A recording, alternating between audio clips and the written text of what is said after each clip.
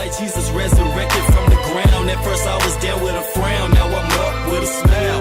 Why? Cause D-Wise is now, D-Wise is now, D-Wise is now. Like Jesus resurrected from the ground. At first I was down with a frown, now I'm up with a smile. Why? Cause D-Wise is now, D-Wise is now, D-Wise is now, D-Wise is now, D-Wise is now. Used to go to...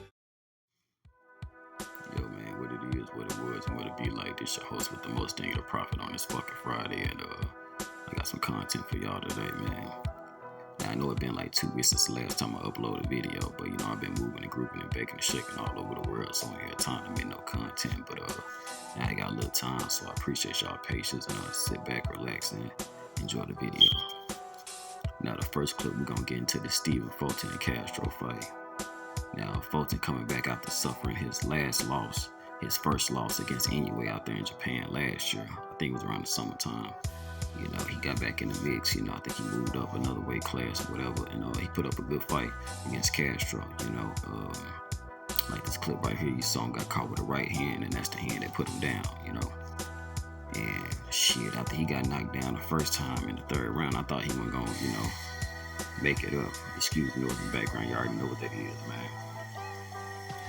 Wish they come fix this goddamn shit. But yeah, right there, man, he knocked him down in the third round and shit. And I thought after he get up, you know, he was gonna try to move around and get his legs together, whatever like that. But I thought he was gonna get knocked down again. But shit, he recovered. So you gotta give him his props on that. And he survived the whole 10 rounds, and he didn't run away and shit. He stood there telephone booth style and fought with the dude Castro.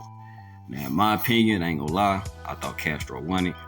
You know, to me, it seemed like he put more effective punches on him, especially with the knockdown you just seen.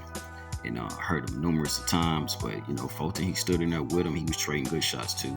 Caught him with some good heavy shots and shit like that, man. And they both was going back and forth. But to me, because of the most output that I seen on that night, I thought Castro won the fight, you know.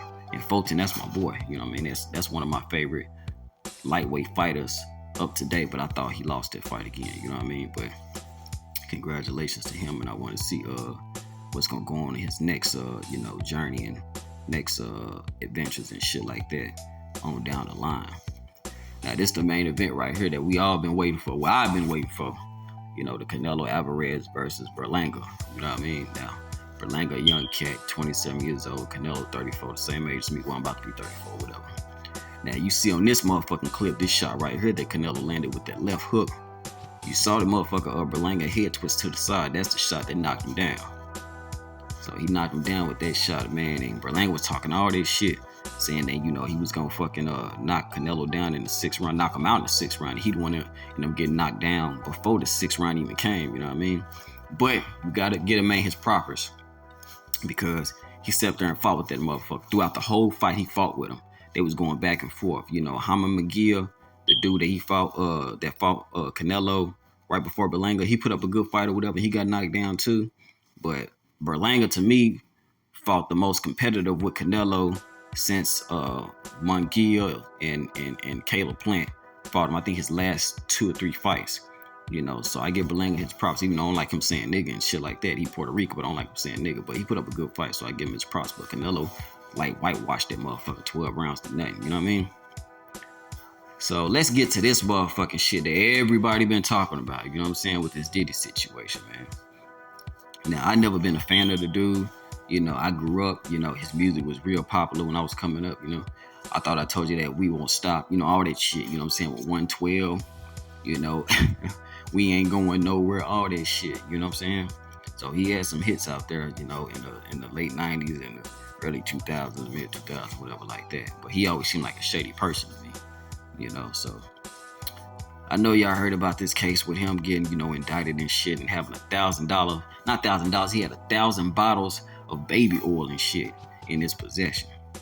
Now, that's not a crime to have all that baby oil and shit like that, so I don't even know why they even put that on there, you know, but it is strange to have all those bottles of baby oil, unless, you know, Johnson said that, you know, we're going to use you as an endorsement and shit like that, because we see you, you know what I'm saying, sporting our fucking, our brand and shit. You know, a lot of them, they like to give free products away to big name artists and shit like that have an impact, to have, you know, people like us that watch them and shit like that to go buy the shit. That's how they make their their money or whatever like that, unless they gave it to them for free because of that. But that's still weird to have $1,000. I mean, I keep saying $1,000, 1,000 bottles of baby oil, in your possession and shit like that. So, it just wasn't for him. It was for the people in his parties and shit like that, so they can slip and slide and be slicky with each other when they had these freak offs and shit like that. So, that's a little bit strange, but that's not a crime, you know what I mean? And then, on this clip right here, you see with these firearms that he have, one of the firearms, they said he scratched off the serial number. Now, usually when you scratch off a serial number, that means that either you got a gun that was, bought from the black market, from the streets or whatever like that, and did some crime, so that shit won't trace back in your name. Yeah, my bad, just had a little technical issues just now, but let's jump back into this weapon situation. Now, I believe this was an AR-15 that they said that the serial numbers were scratched off from. Now, usually people get weapons like this to be from the black market, so whatever crime that they committed won't trace back to them. So I don't understand why would a person like Diddy with a big name that he had would have a weapon like this when all his other weapons have the serial number still marked on them. As well as his security guards that used to be former cops are legally obligated to carry their firearms around to protect him. So this don't make no sense, man. Like, it's kind of equivalent to the Pac situation when he got arrested from the case from Ayanna Jackson when she put the, I think, a sodomized case against him.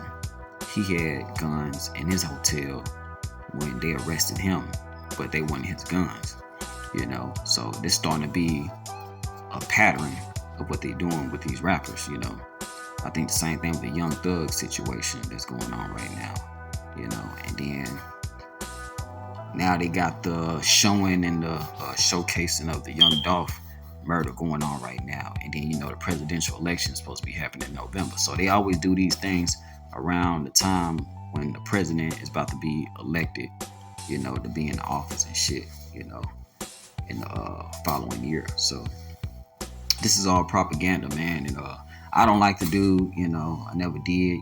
He always seemed strange to me, seemed shady to me, seemed two-faced to me. But at the end of the day, I'm not about to judge him because I'm a black man, and they don't give a fuck if you a rich black man, a middle class black man, or a lower class black man. We still all black men at the end of the day, and we're a threat to them. So whatever charge that they put on us, they show an example of what we can do to you no matter what class you in, It don't matter how much money you make, how prestige you are, what type of name that you have, and this and that. You still a black man. You still a threat to us, And so I would never, even though the things that he being charged for is, it make you raise your eyebrows, especially since the video that they shown. I thought that they was gonna arrest him for, and I think everybody else thought that they was gonna arrest him for, was the Cassie video with him abusing him. But he ain't even getting charged because of that, because I think they reached the statute of limitation. That happened in 2016, and it's 2024 now, so it already passed the statute of limitation, so he didn't even get arrested for this shit.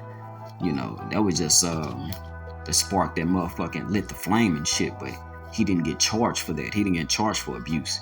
He got charged for racketeering and RICO Act, and that's the shit that they charged the motherfucking Italians and the crime mob boss family for, when they did they fucking ill dealings and shit like that, when they was active or whatever.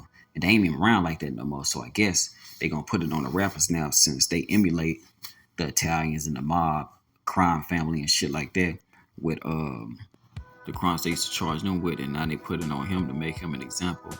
Like, it don't matter how much status that you have, no matter how much notoriety that you have, we will put you in your place. And they let it be known that right now, man. So don't never believe no motherfucking bitch. Believe half of what you see and way more less than what you hear. And always put God first and have that discernment and whatever that makes sense. And you follow that, man, and you believe that. Don't believe no motherfucking female. I don't even want to call them a female, man. That's what they is. They bitches, man. Don't believe no fucking bitch. Don't believe no motherfucking harlot.